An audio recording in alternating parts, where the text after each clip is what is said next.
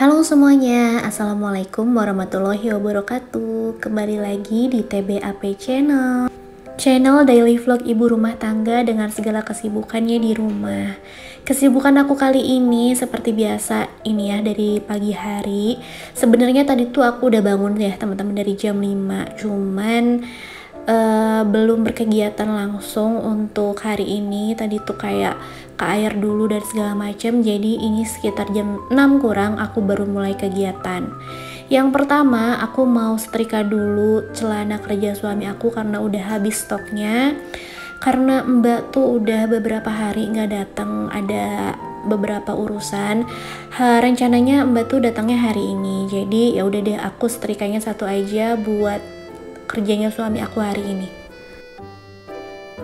Sebetulnya ini tuh udah agak siang ya, cuman ya udahlah, aku juga mau masaknya yang simple banget, jadi insya Allah ini keburu. Nah ini tuh posisinya masih pada di kamar, anak aku tuh masih tidur sebentar lagi tapi bangun ya teman-teman. Dan suami aku tadi kan udah bangun juga sama, tapi masih di kamar nemenin anak aku. Jadi ini masih bebas aku berkegiatan, masih leluasa. Karena kalau misalnya berkegiatan anggota keluarga tuh udah lalu lalang di rumah, rasanya tuh agak pusing dan rasanya agak riweuh ya. Jadi sebenarnya berkegiatan itu lebih enak dari subuh, sebelum anggota keluarga yang lainnya aktif di rumah berkegiatan gitu kan ya. Pastinya ibu rumah tangga tuh berkegiatan paling pagi, paling subuh sebelum anggota keluarga yang lain mulai kegiatannya ya teman-teman. Nah kita tuh udah mulai dari subuh dan pertama berkegiatan, dan kita juga yang berkegiatan paling terakhir ya, dan paling malam. Makanya jangan heran kalau misalnya yang tantrum tuh ternyata bukan anak kecil aja ya, tapi ibu juga bisa tantrum. Karena ketika misalnya badan udah lelah berkegiatan dari subuh sampai ke malam dan terus begitu aja dalam setiap hari gitu kan ya, mungkin libur, di hari liburnya suami libur, tapi itu juga masih ada kegiatan yang tetap harus dikerjain, yang pokok-pokok kayak misalnya cuci piring itu harus tetap dikerjain, dan yang lain-lain misalnya sapu-sapu, kalau misalnya rumah kotor walaupun saat weekend kan tetap harus disapu.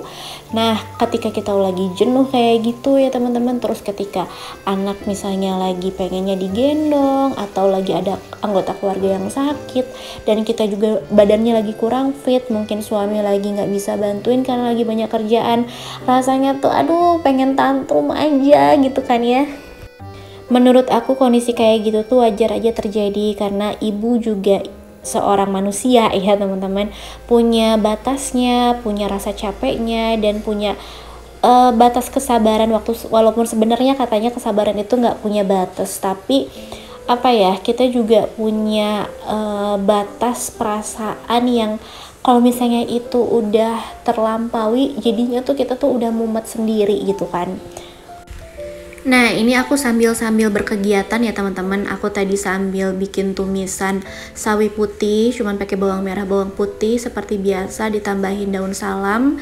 Teman-teman juga pastinya udah tahu ya, tumis-tumisan sayur simple aja. Aku juga ngegoreng ayam, stokan ayam ungkep di kulkas. Terus ada sambal, aku bikin sambal pakai tomat, cabai rawit sama bawang putih dan terasi. Dan aku tadi juga ngukus siomay. Nah itu aja sih buat menu hari ini dan menu bekal buat suami aku. Kembali lagi ke bahasan yang tadi ya teman-teman ya, kalau misalnya ibu rumah tangga lagi mumet sama kesibukannya karena nggak ada habisnya dan repot banget ya, apalagi yang masih punya anak kecil, yang masih punya toddler, yang masih punya bayi, anaknya banyak gitu ya, pasti banget itu tuh bikin badan kita juga rasanya kadang capek, pikirannya juga capek, mentalnya juga lelah. Nah ketika datangnya perasaan itu wajar banget kalau misalnya kita ngeluh, juga wajar banget kita curhat gitu ya. Tapi menurut aku curhat terbaik itu ke suami. Dan kalau misalnya kita curhatnya ke temen atau ke media sosial, rasanya itu nggak akan memperbaiki kondisi, malah jadi memperburuk ya. Aku pernah dengar istilah kalau misalnya kita lagi curhat di media sosial, 99% orang yang lihat curhatan kita itu nggak peduli, dan 1%-nya lagi nyumpahin. Mungkin istilah kayak gitu tuh kasar banget ya teman-teman, tapi bisa kita ambil kesimpulan atau seenggaknya bisa kita ambil hikmahnya kalau misalnya curhat di media sosial itu nggak akan ada gunanya dan nggak akan ada solusi baik untuk masalah kita. Jadi kalau misalnya kita lagi capek sebagai seorang ibu, sebagai seorang ibu rumah tangga, sebagai seorang ibu pekerja, lebih baik jangan curhat di media sosial, jangan curhat ke teman, lebih baik curhat aja ke suami. Kalau misalnya kita punya teman atau sahabat yang bisa kita curhatin, pastikan sahabat itu tuh benar-benar amanah dan juga membimbing kita ke arah yang baik ya, solusi-solusinya itu. Dan jangan sampai curhatan kita itu membuka aib keluarga, seperti kayak misalnya kebiasaan buruk suami atau apa gitu ya, jangan sampai gitu.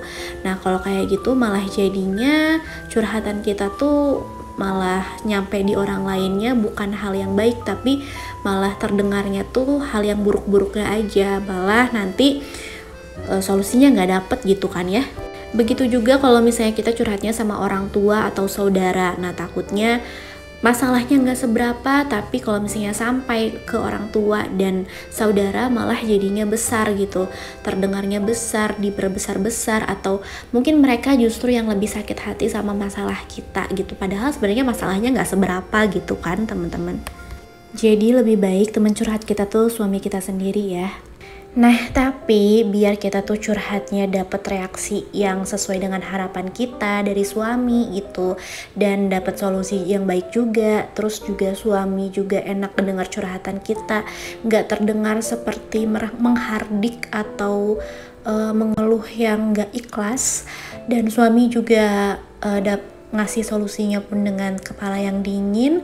Nah, ada beberapa cara yang sering aku dengar dari Dokter Aisyah Dahlan. Bisa kalian tonton aja ya teman-teman di videonya, karena itu banyak banget gimana cara kita ngenalin karakter suami, gimana adab kita, cara kita ketika kita mau curhat sama suami biar sama-sama enak, biar solusinya dapet dan biar reaksinya tuh sesuai dengan yang kita inginkan. Karena biasanya yang curhat sama suami itu ngeluhnya suaminya tuh kayak nggak mau dengerin, terus juga suaminya tuh kayak nggak peduli dan nggak dapat solusi yang baik gitu kan ya. Nah karena ada cara-caranya teman-teman, kalian bisa nonton di channelnya Dokter Aisyah Dahlan gitu kan ya. Nah itu bisa membantu ketika kita pengen mengeluh, itu bisa kita keluarin unek-uneknya dengan cara yang baik. Semoga teman-teman yang saat ini lagi lelah, lagi capek dan lagi tantrum sebagai ibu, semoga cepat-cepat bisa rilis perasaannya, semoga cepat-cepat bisa terkendali dan dapat solusinya.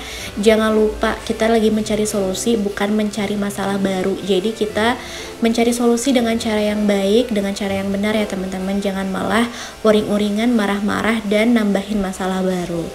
Oke deh teman-teman, terima kasih yang sudah nonton ya. Semoga video aku ini bermanfaat seenggaknya dan menginspirasi juga menghibur. Terima kasih teman-teman yang sudah nonton. Sampai jumpa di video selanjutnya ya. Wassalamualaikum warahmatullahi wabarakatuh. Dadah.